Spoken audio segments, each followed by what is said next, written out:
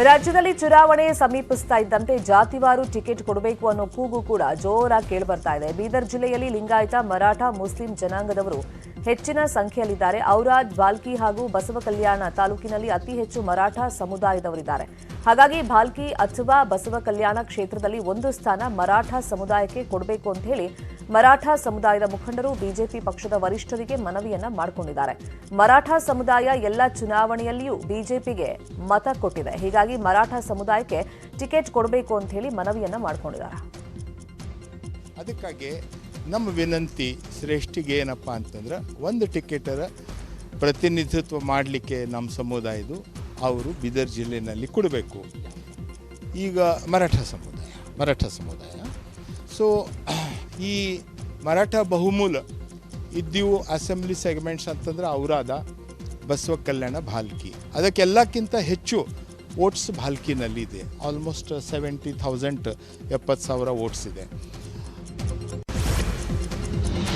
ವಿಜಯಪುರ ಜಿಲ್ಲೆಯಲ್ಲಿ ಮತ್ತೆ ಭೂಕಂಪನದ ಅನುಭವ ಆಗಿದೆ. ವಿಜಯಪುರ ಜಿಲ್ಲೆಯ ತಿಕೋಟ ತಾಲೂಕಿನಲ್ಲಿ ನಿನ್ನೆ ಸಂಜೆ 7:30 ಸುಮಾರಿಗೆ ಭೂಕಂಪನದ ಅನುಭವ ಆಗಿದೆ. ಭೂಕಂಪನದ ಹಿನ್ನೆಲೆಯಲ್ಲಿ ಜನರು ಮನೆ ಬಿಟ್ಟು ಹೊರಗಡೆ ಓಡ್ ಬಂದರು. ತಿಕೋಟ ತಾಲೂಕಿನಲ್ಲಿ ಆತಂಕ ಮನೆ ಮಾಡಿದೆ. ಭೂಕಂಪನದ ಬಗ್ಗೆ ಅಧಿಕಾರಿಗಳು ಅಧಿಕೃತ ಮಾಹಿತಿಯನ್ನ ಹೇಳಿಲ್ಲ. ಬಿಸಿಯೂಟ ನೌಕರರ ಬೇಡಿಕೆ ಈಡೇರಿಸುವಂತೆ ಒತ್ತಾಯಿಸಿ ಫ್ರೀಡಂ ಪಾರ್ಕ್ನಲ್ಲಿ ಫೆಬ್ರವರಿ 13ರಿಂದ ಅನಿರ್ದಿಷ್ಟಾವಧಿ ಧರಣಿ ನಡೆಸ್ತಾ ಇದ್ರು. ಸರ್ಕಾರದಿಂದ ಯಾವುದೇ ಪ್ರತಿಕ್ರಿಯೆ ಬಾರದೇ ಇರೋದ್ರಿಂದ ಇವತ್ತು ವಿಧಾನಸೌಧಕ್ಕೆ ಮುತ್ತಿಗೆ ಹಾಕೋದಕ್ಕೆ ನಿರ್ಧಾರವನ್ನ ಮಾಡಲಾಗಿದೆ. 2 ದಿನದಿಂದ ಪ್ರತಿಭಟನೆ ನಡೆಸ್ತಾ ಇದ್ರು. ಬೇಡಿಕೆಗಳ ಬಗ್ಗೆ ಸರ್ಕಾರದಿಂದ ಯಾವುದೇ ಪ್ರತಿಕ್ರಿಯೆ ಬಂದಿಲ್ಲ. ಆದ್ದರಿಂದ ಇವತ್ತು ಮಧ್ಯಾಹ್ನ 12:00ವರೆಗೆ ವಿಧಾನಸೌಧಕ್ಕೆ ಮುತ್ತಿಗೆ ಹಾಕೋದಕ್ಕೆ ನಿರ್ಧರಿಸಲಾಗಿದೆ ಅಂತ ಕರ್ನಾಟಕ ರಾಜ್ಯ ಅಕ್ಷರ ದಾಸೋಹದ ನೌಕರರ ಸಂಘ ತಿಳಿಸಿದೆ. ದೇಗುಲದಲ್ಲಿ ಹುಂಡಿ ಒಡೆದು ಕಳವು ಮಾಡಿರುವಂತಹ ಘಟನೆ ಕೋಲಾರ ಜಿಲ್ಲೆ ಶ್ರೀನಿವಾಸಪುರ ತಾಲೂಕಿನ ಪಂದಿವಾರಿಪಲ್ಲಿ ಗ್ರಾಮದಲ್ಲಿ ನಡೆದಿದೆ. ಈ ಕೃತ್ಯ ಗ್ರಾಮದ ಸುಬ್ರಹ್ಮಣ್ಯ ಸ್ವಾಮಿ ದೇಗುಲದಲ್ಲಿ ನಡೆದಿದ್ದು, ಕಳ್ಳರ ಕೈಚಳಕ ಸಿಸಿ ಕ್ಯಾಮೆರಾದಲ್ಲಿ ರೆಕಾರ್ಡ್ ಆಗಿದೆ. ಇಬ್ಬರು ಖದೀಮರು ದೇಗುಲ ಬೀಗ ಒಡೆದು ಹುಂಡಿ ಒಡೆದು ಕಳ್ಳತನ ಮಾಡಿದ್ದಾರೆ. ಘಟನೆ ಸಂಬಂಧ ಶ್ರೀನಿವಾಸಪುರ ತಾಲೂಕಿನ ರಾಯಲ್ಪಾಡು ಪೊಲೀಸ್ ಠಾಣೆಯಲ್ಲಿ ಪ್ರಕರಣ ದಾಖಲಾಗಿದೆ.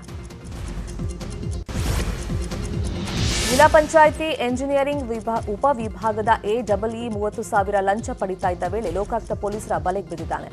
ಆರೋಪಿ ಎಡಬ್ಲ್ಇ ನಿಂಬಣ್ಣ ಹೊಸಮನಿ ಕಲ್ಮಡವು ಹಾಗೆಯೇ ಕುಣಿಮೆಳ್ಳಿಹಳ್ಳಿ ಜಂಗಲ್ ಕಟಾವು ಬಿಲ್ಗೆ ಸಂಬಂಧಪಟ್ಟಂತೆ ಗುತ್ತಿಗೆದಾರ ಲಚ್ಚಪ್ಪ ಅವರಿಂದ 40,000 ಲಂಚದ ಬೇಡಿಕೆ ಇಟ್ಟಿದ್ರು.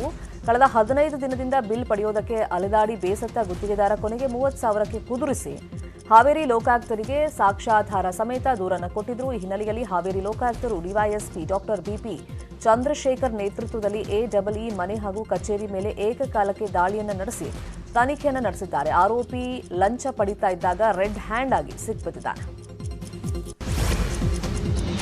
ಯುವಕ ಕಿಡ್ನಾಪ್ ಕೇಸ್ ಸಂಬಂಧ ಕೋಲಾರದ ದಲಿತ ಮುಖಂಡನನ್ನ ಬಂಧಿಸಲಾಗಿದೆ. ದೊಡ್ಡಬಳ್ಳಾಪುರದ ರಾಜಾನುಕುಂಟೆ ನಿವಾಸಿ ಸಂತೋಷ್ನನ್ನ ಅಪಹರಿಸಿದ್ದಾರೆ ಅಂತ ಹೇಳಿ ದೂರು ದಾಖಲಾಗಿತ್ತು. ಕಿಡ್ನಾಪ್ ಆರೋಪದ ಅಡಿಯಲ್ಲಿ ಅಂಬೇಡ್ಕರ್ ಸೇವಾ ಸಮಿತಿ ರಾಜ್ಯಾಧ್ಯಕ್ಷ ಸಂದೇಶ್ ನನ್ನ ಪೊಲೀಸರು ಬಂಧಿಸಿದ್ದಾರೆ. ಕೋಲಾರ ಮೂಲದ ಮೀನಾಕ್ಷಿ ಹಾಗೂ ಸಂತೋಷ್ ಪರಸ್ಪರ ಪ್ರೀತಿ ಮಾಡ್ತಾ ಇದ್ರು. ಆದರೆ ಮದುವೆಗೆ ನಿರಾಕರಿಸಿದ್ದ ಅಂತ ಹೇಳಿ ಆತನನ್ನ ಕಿಡ್ನಾಪ್ ಮಾಡಿ ಬಲವಂತವಾಗಿ ಮದುವೆ ಮಾಡೋಕೆ ಸಂದೇಶ್ ಪ್ರಯತ್ನ ಪಟ್ಟಿದ್ದ. ಈ ಆರೋಪದ ಮೇಲೆ ಆತನನ್ನ ಬಂಧಿಸಲಾಗಿದೆ ಅಂತ ಹೇಳಿ ಕೋಲಾರ ಎಸ್ಪಿ ಪಿ ನಾರಾಯಣ್ ಮಾಹಿತಿಯನ್ನು ಕೊಟ್ಟಿದ್ದಾರೆ. ಬಾರ್ ಸ್ಥಳಾಂತರಕ್ಕೆ ಒತ್ತಾಯಿಸಿ 15 ದಿನಗಳಿಂದ ಬಾಗಲಕೋಟೆ ಜಿಲ್ಲೆ ಬದಾಮಿ ತಾಲೂಕಿನ ಬಿಎನ್ ಜಾಲಿಹಾಳ ಗ್ರಾಮಸ್ಥರು ಹೋರಾಟವನ್ನು ನಡೆಸ್ತಾ ಇದ್ದಾರೆ. ಕುಡಿತದಿಂದ ಮಕ್ಕಳು ಹಾಳಾಗ್ತಾ ಇದ್ದಾರೆ ಅಂತ ತಾಯಂದಿರು ಬೀದಿಗಿಳಿದು ಆಕ್ರೋಶವನ್ನ ವ್ಯಕ್ತಪಡಿಸ್ತಾ ಇದ್ದಾರೆ. ಬೀರ್ ಬೇಡ ಅಂತೇಳಿ ಘೋಷಣೆ ಕೂಗ್ತಾ ಡಿಸಿ ಕಚೇರಿವರೆಗೆ ಮೆರವಣಿಗೆಯನ್ನು ಮಾಡಿದ್ದಾರೆ. ಗುರು ಬಾರ್ ಅಂಡ್ ರೆಸ್ಟೋರೆಂಟ್ ಸ್ಥಳಾಂತರಕ್ಕೆ ಒತ್ತಾಯಿಸಬೇಕು, ಇಲ್ಲದೇ ಇದ್ರೆ ಉಗ್ರ ಹೋರಾಟ ಮಾಡ್ತೀವಿ ಅಂತ ಹೇಳಿ ಎಚ್ಚರಿಕೆಯನ್ನ ಕೊಟ್ಟಿದ್ದಾರೆ. ಅಲ್ಲದೆ ಮನವಿ ಸ್ವೀಕಾರ ಮಾಡೋದಕ್ಕೆ ಸ್ವತಃ ಡಿಸಿ ಅವರೇ ಬರಬೇಕು ಅಂತ ಹೇಳಿ ಪಟ್ಟು ಹಿಡಿದು ಬಾರ್ ಸ್ಥಳಾಂತರಕ್ಕೆ 2 ದಿನ ಗಡುವನ್ನ ಕೊಟ್ಟಿದ್ದಾರೆ. ಹೀಗಾಗಿ ಅಪರ ಜಿಲ್ಲಾಧಿಕಾರಿ ಸ್ಥಳಕ್ಕೆ ಬಂದು ಪರಿಶೀಲನೆ ನಡೆಸಿ ಸೂಕ್ತ ಕ್ರಮವನ್ನ ಕೈಗೊಳ್ಳುವುದಾಗಿ ಹೇಳಿದ್ದಾರೆ.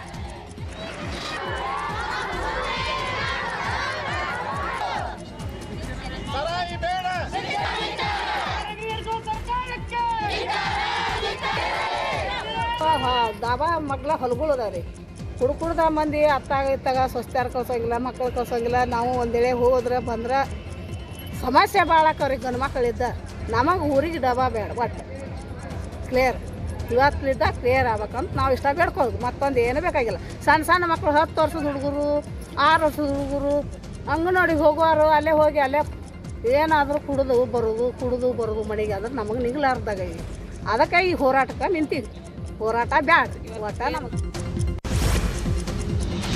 ಪುಲ್ವಾಮಾ ದಾಳಿಯಲ್ಲಿ ಹುತಾತ್ಮರಾದ ಯೋಧರಿಗೆ ಮೇಣದ ಬತ್ತಿಯನ್ನು ಹಚ್ಚಿ ಶ್ರದ್ಧಾಂಜಲಿಯನ್ನು ಸಲ್ಲಿಸಲಾಯಿತು. ಗದಗ ನಗರದ ಜಗದ್ಗುರು ತೋಂಟದಾರ್ಯ ಮಠದ ಆವರಣದಿಂದ ಗಾಂಧಿ ವೃತ್ತದವರೆಗೆ ಮೇಣದ ಬತ್ತಿಯನ್ನು ಹಿಡಿದು ಪಾದಯಾತ್ರೆಯನ್ನು ಮಾಡಲಾಯಿತು. ಈ ಮೂಲಕ ಅಗಲಿದ ವೀರ ಯೋಧರಿಗೆ ಭಾವಪೂರ್ಣ ಶ್ರದ್ಧಾಂಜಲಿಯನ್ನು ಸಲ್ಲಿಕೆ ಮಾಡಲಾಯಿತು. ಬಳಿಕ ವೀರ ಯೋಧರ ಭಾವಚಿತ್ರಕ್ಕೆ ದೀಪ ಬೆಳಗಿ ಮಾಜಿ ಸೈನಿಕರು ಪುಷ್ಪ ನಮನ ಸಲ್ಲಿಸಿದರು. ಅವರ ಕುಟುಂಬಗಳು ಅದಂತ ಶಾಂತಿ ನೆಮ್ಮದಿ ನೀಡಿ ಆಯುರಾರೋಗ್ಯ ಕೊಟ್ಟು ವೀರ ಯೋಧರ ಆತ್ಮಕ್ಕೆ ಗುರು ಹಿರಿಯರು ಸೇರಿಕೊಂಡು ಈ ಒಂದು ವೀರ